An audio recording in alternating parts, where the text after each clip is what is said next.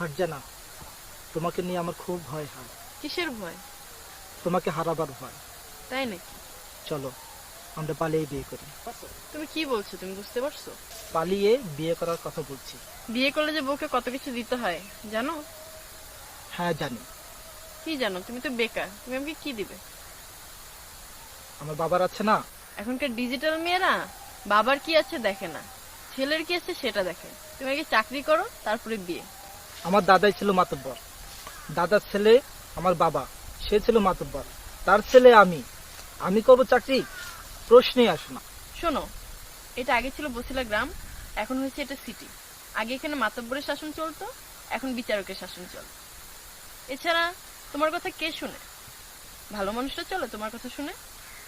হ্যাঁ, তোমাকে আমি বিচারক থেকে ডিসকাউন্ট করে চাকরিজীবী হতে বলছি। এখন তুমিই সিদ্ধান্ত নাও, তুমি কি করবে। তুমি এখন ভাবতে থাকো, আমি তাহলে এখন চলি। বাই।